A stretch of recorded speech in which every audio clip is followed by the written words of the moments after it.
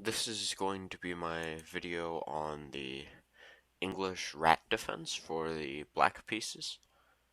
The first move is d4, and then black responds with d6, which can go into many different openings. But if c4 is played, then the English rat is actually e5 in this position, which may look especially odd to people because of the fact that you can just play d takes e5, d takes e5, and then queen trade and get rid of castling rights for the white piece, for the black pieces. But surprisingly enough, this is actually a good position for the person with the black pieces for the reason of your plan is to play c6, put your king on c7, play f6, and then this is actually a very good pawn structure for black. For the pawn on e5, and once the knights go here and here, they will be very. They can't really go many squares once I have pawns on c6 and f6. So a lot of people will play either knight c3 or knight f3 immediately.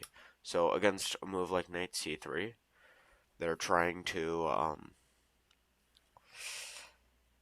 stop me from pushing the pawn, but I wasn't. So I like to immediately just restrict the knight. Just immediately don't allow the knight to do anything. If they try and develop their other knight, you can just play f6. And even though this looks very awkward and like you don't have any pressure, you don't have anything in the position, your opponent can't really do anything. None of their pieces actually have good squares to get developed because their c4 pawn can't really do anything. The c4 pawn is actually going to become a target, as you'll see eventually, because of moves like bishop to e6, threatening the pawn, and eventually moves like b3 and then bishop b2 are going to be played when the bishop is going to be on this very awkward diagonal.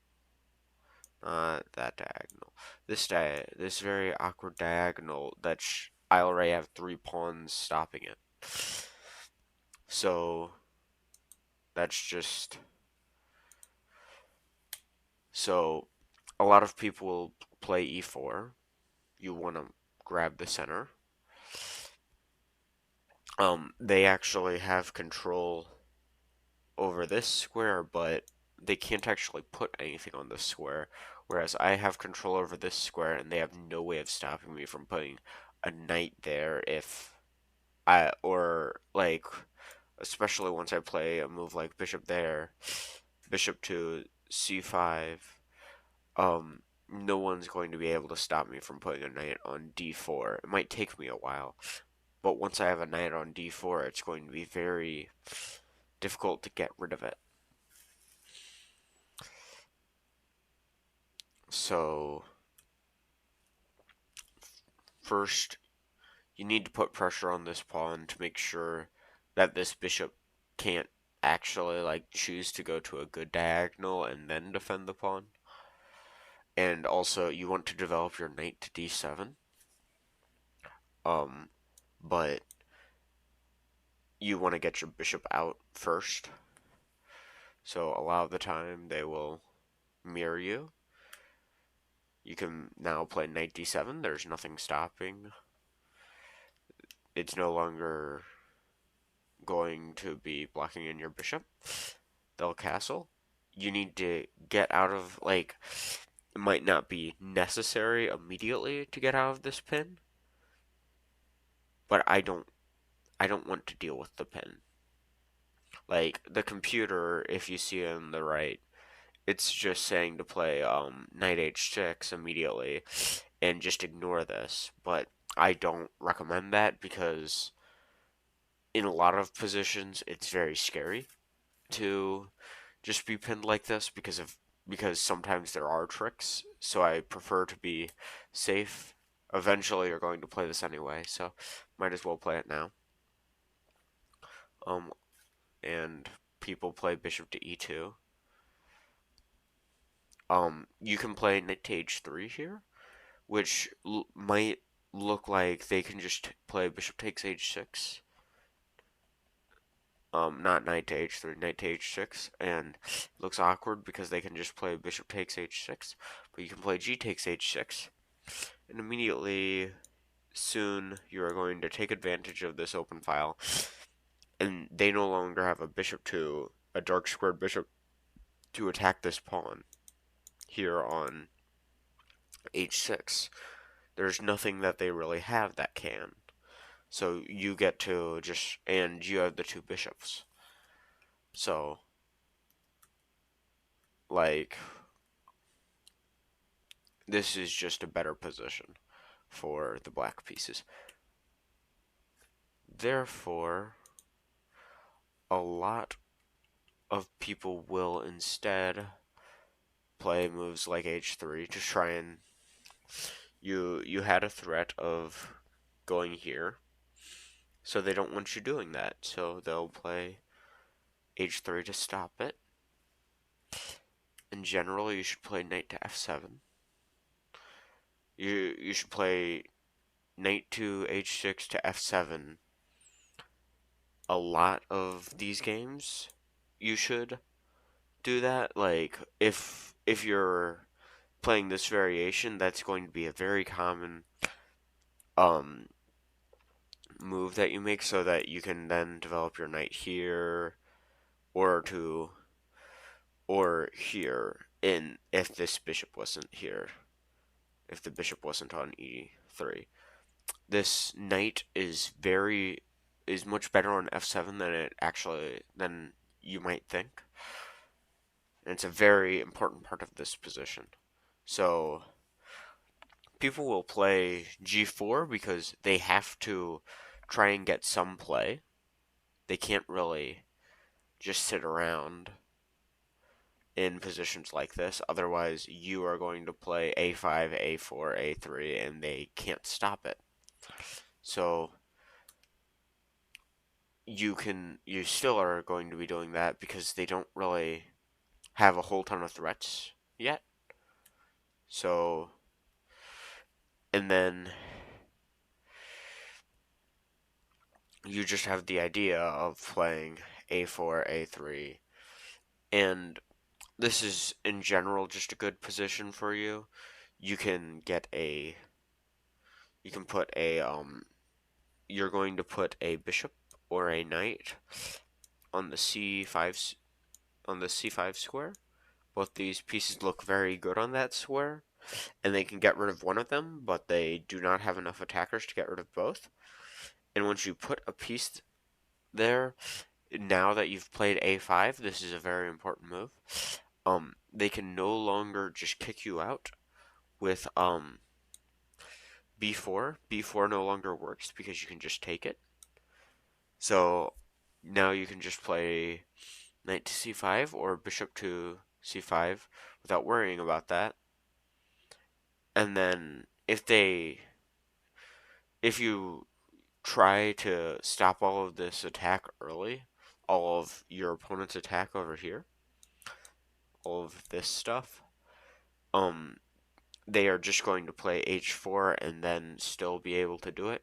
So I don't really recommend trying to stop it because you're going to spend a move and then they're going to spend a move, and it's making their attack stronger. Their extra move is making their attack more strong than your move made it weak. So I would recommend just letting that attack go through, but then you're still going to be in a slightly better position because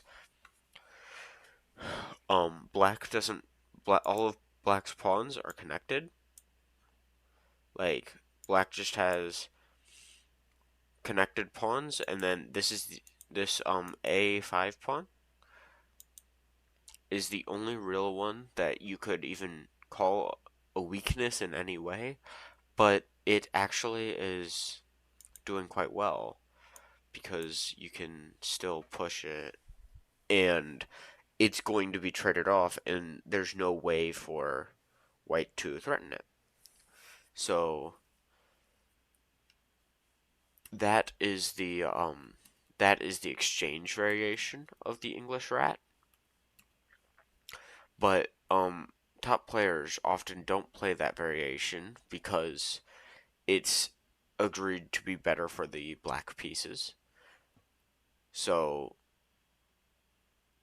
there are 4 variations I'm going to be going over other than that. So knight f3 is a fairly common move. So you need to play e4 in this position, try to attack the knight. Obviously, they are not going to go back to where they came from. That just looks like it's wasting a move. So they're always either going to go to d2 or g5. Most people want to go to g5, and it is the better move. Either way, you're going to play it fairly similarly. So, but you need to defend the pawn, obviously. And then if they play knight c3, or pretty much no matter what they play, you need to kick their knight out because it is very annoying on the g5 square, so you need it to leave. So you need to immediately kick it out. It really only has one square, um, that being the h3 square. Now you need to develop the rest of your pieces. So people here always either play e3 or g3. They're in general fairly similar. So I don't have a whole ton of prep for e3 because it ends up being fairly similar. So this is the position that you end up in. If you So now I'm going to go to the g3 and you'll see it's very, very similar. So you just want to use all the same ideas. Um so now you play c6. The idea is, first of all, to stop your opponent from being able to play d5 quickly, and then it is to play d5 yourself soon. So most people will castle. Um, first, so now knight to a6 looks very strange, but it's very similar to the idea of knight h6 earlier, because all you're thinking is the c7 square looks like the best square for the knight, and d5 still isn't being threatened by your opponent, and there's no reason to rush to it. So most of the time, people will play f3. So you do have multiple choices. You can play d5, but I prefer taking. And then once they take back, then I will play knight c7, and I will then push for d5, which, as you can see, basically the entire opening goes around me trying to put pressure on this d5 square, make sure my opponent can't play it, and then I want to play it myself eventually. There's no reason to rush to it, which is very important. So, in general, I might wait 1 or 2 more moves before playing it, or it depends what your opponent's doing, but in general, they don't have much they can actually do in this position to make you not want to play it. if they ever play a move that threatens the square, you should in general try to play it. But in general, you don't. That's a very important thing in this specific variation is you don't need to rush to d5. So, and then let's go to. So, a lot of people they see this and they think, well, what makes it so much different than a French or something? Why can't I just push the pawn? So it it ends up being fairly different because of the idea of the e4 square is much more difficult to defend than the d4 square.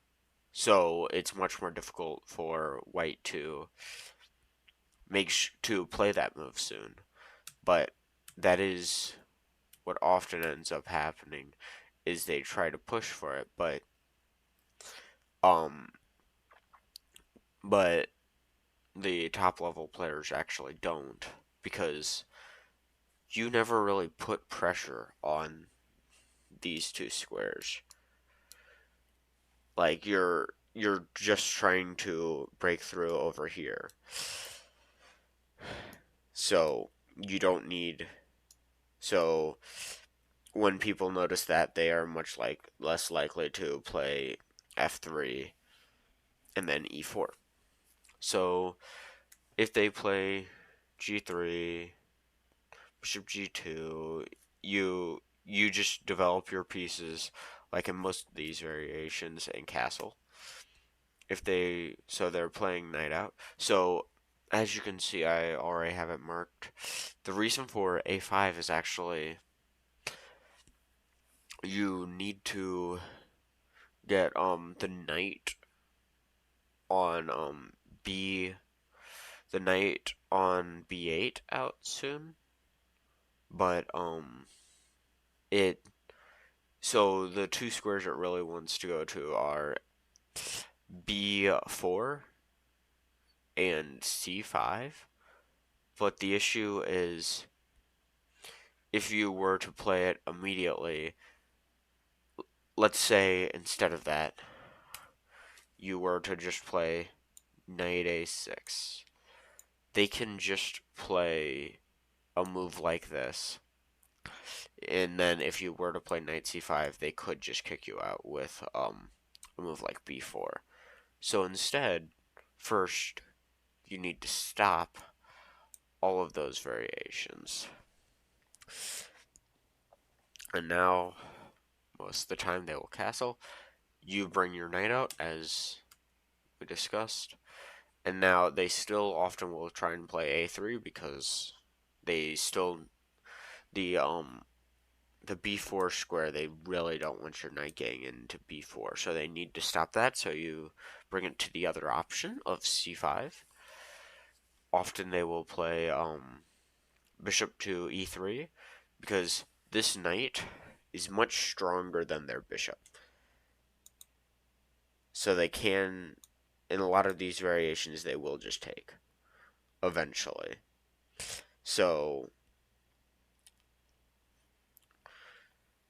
and also it will kind of mess with your pawn structure. So b6 kind of guarantees that if they take with the bishop, you can take with the b pawn, and it doesn't ruin. So bishop takes, pawn takes,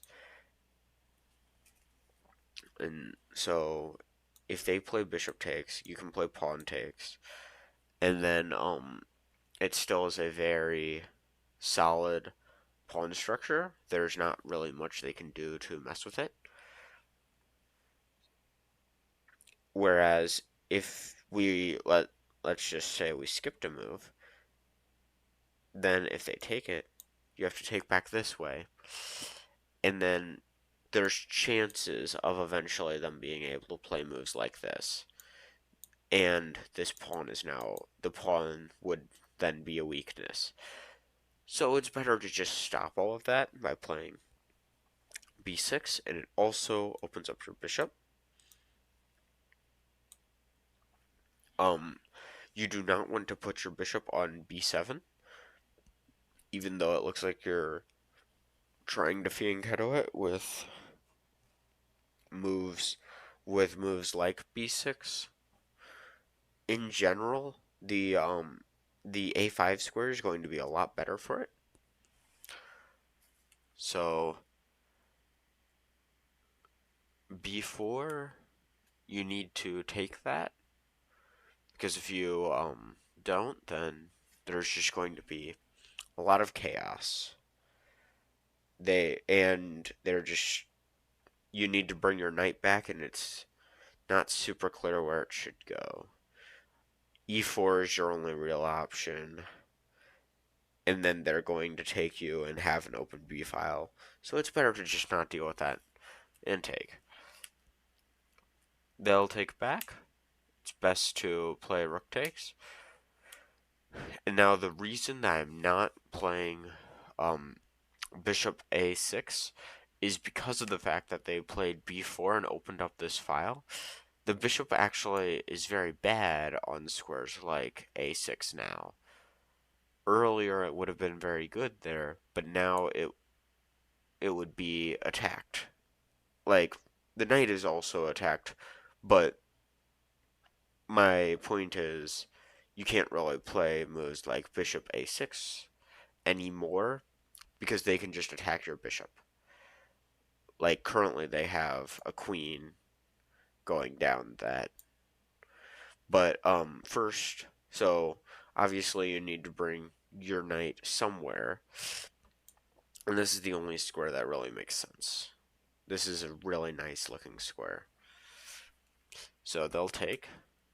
You obviously taking back with the knight is actually good because having this knight in the center of the board where they can't get rid of it, it's not quite on an outpost, which is a square where no pawn can attack it, but it's very close to being an outpost.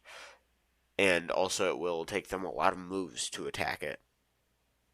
So that's all I have for this specific variation. There's not a whole ton of ideas. So now you want to, the main issue right now is this bishop is,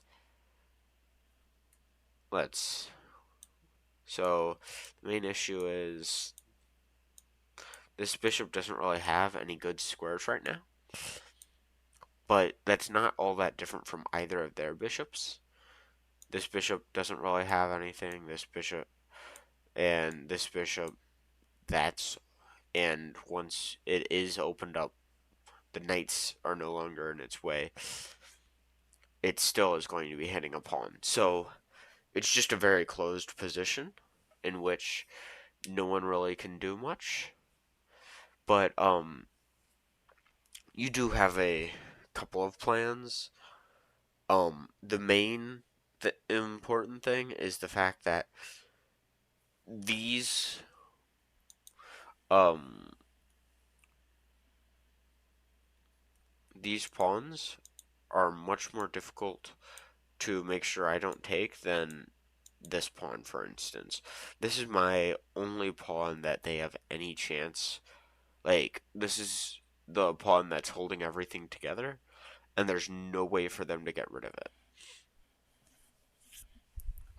So that's a very, very important part. Um, these this queen and bishop the queen and bishop forming this battery are very good at stopping anything from going over here. So in general, I really like playing this position because people often make a lot of mistakes in positions like this. So I like positions like that. So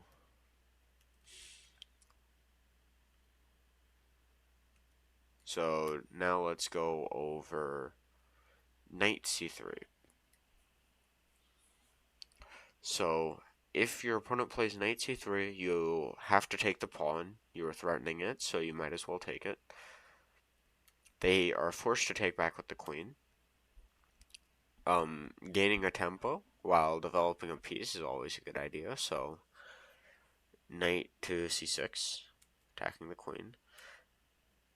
And now you might as well just develop your other knight. Let me point out something real quick. The queen going to d2 looks very awkward, but it's actually fine because of the fact that this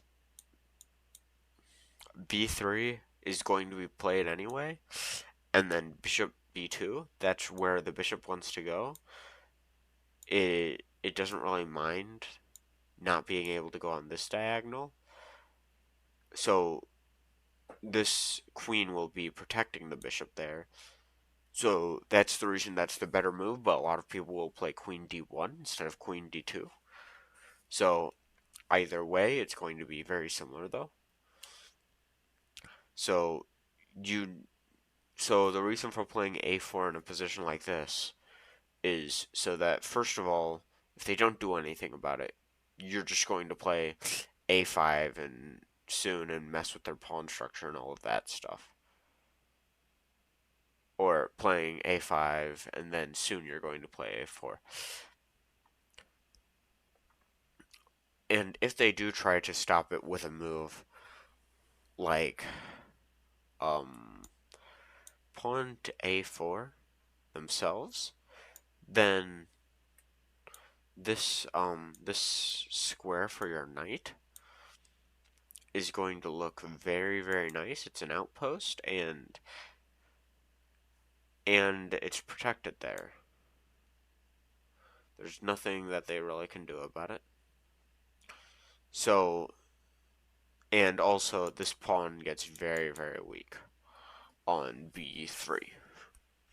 So, assuming that they play a regular move like bishop b2, that's what they were trying to do, you should just play a4. So, first, it seems pretty obvious. Why not just take it?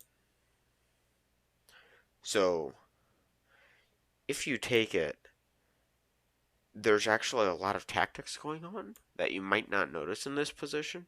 So, this is not catastrophic for um for the white pieces if they play it correctly. But so you're going to play d5 to try and open up this bishop. So if you look at the computer, it is not suggesting at all to try to take the pawn. You may ask, why not? So if you do, then this becomes very knight to e4 is very, very difficult to meet.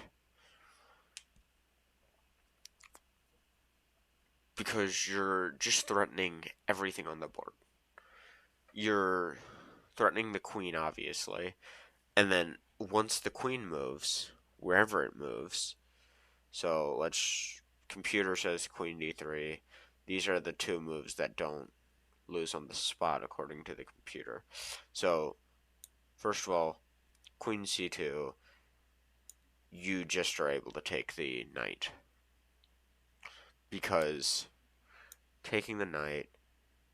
So if they take back, so you can just take the pawn, which stops them from castling, or you can check.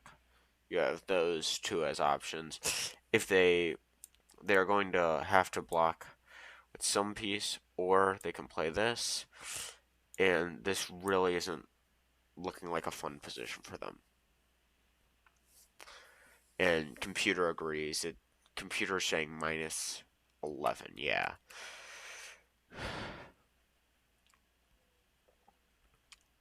So that's so you might be so that's how you're going to crush a lot of variations is with moves like knight to e4. So let's say they do castle queenside. If they castle queenside, then you can just play d takes c4, queen takes d8, knight takes d8. So it's saying to play bishop takes f6, which makes enough sense. You need to get as many pieces off the board as you can. So obviously you should take back. And now you have both diagonals open up for your bishop. So if knight f3, for instance, is played, then you are just going to crush them with bishop to a3. And this looks... And if they try and take the pawn, it's just going to be completely crushing. So, wait, so if they try and take the pawn here, you just take the knight. So they don't have any way to stop you from taking this pawn whenever. So, and you just have a phenomenal attack, which, so that's why they can't take it. So the main line is to play rook to d1, which now you can just get your rook into the game without having moved it. You're just opening up a file for it.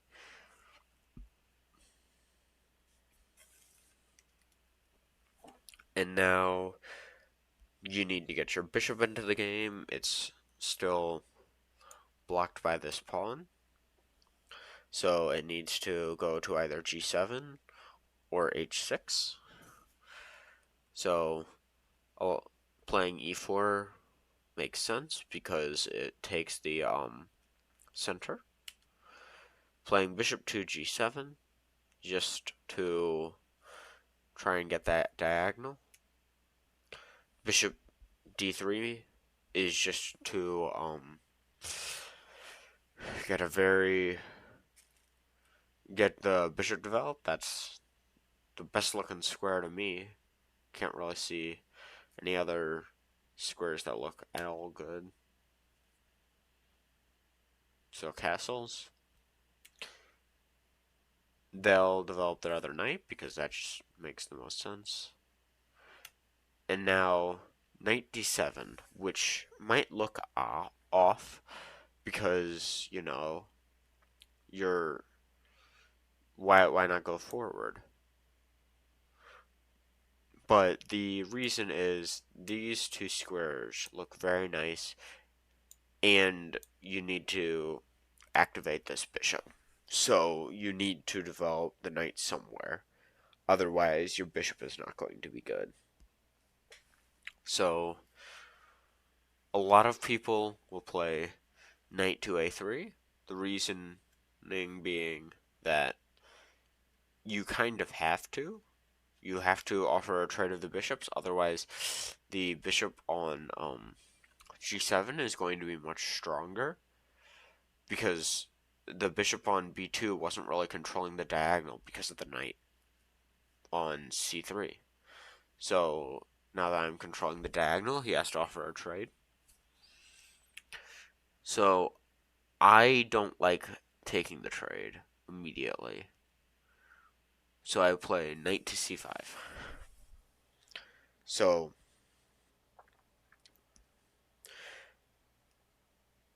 taking the trade immediately is what the computer, for instance, will suggest. But I really, really like the knight being on c5 because of just how much it does. And this knight can come soon as well. So they kind of have to take either the bishop or the knight, and then the other. and then most of the time they will castle, and you can get this really nice looking knight on d4 on this really nice outpost. And there's not much they can do about it. The only thing they can do about it is take, in which case you can choose to take with either piece, surprisingly enough. So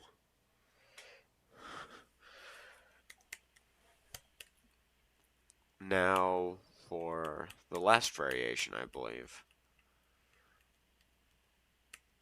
is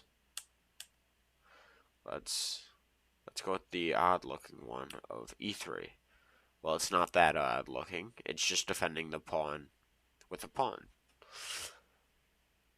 If you take that, you're just giving them what they want of the full center. You don't have an e-pawn, they don't have an e-pawn, but they have the entire center. So you can't really take it. So you need to still just play f5. So these variations end up looking very similar to a lot of the other variations. It's just they have to play some move. So there's two options that you have here actually. So you can either play knight to d7, which so knight to d7 or f5. I play knight to d7 to stop them from playing d takes e5 and then trading queens because the e3 variation is a lot better for them than the e4 variation. So I would prefer to of the queen trade variation. So I like to play knight d7. If they're going to take, I want to take back with the knight. So, and then in general, they're just going to play knight c3, and then you can play a move like f4, or you can play e4, and then transpose into another variation. So in general, so this variation looks very, very similar to the others. It just looks like a different variation.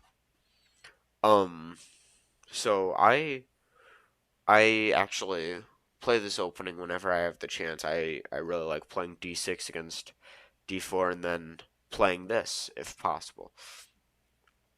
Um, I believe that that's all I have for this video. If you liked it, please do like and subscribe. It it will really help me out. If you don't know what any of the moves were for, or the purpose, or anything like that, please just comment down below and I'll try and reply to your comment with why the move was like it that. And then if there's any openings that you want me to work on, or any defenses, I plan on going through my d6 repertoire soon because I like playing d6 against d4, so what else can you do with it? So that's so if you guys liked it, please like and subscribe and do um do please leave comments if you don't know why the moves were. And if you see someone commenting, please don't be rude to them. Alright, I'm pretty sure that's all I have. Thanks. Bye.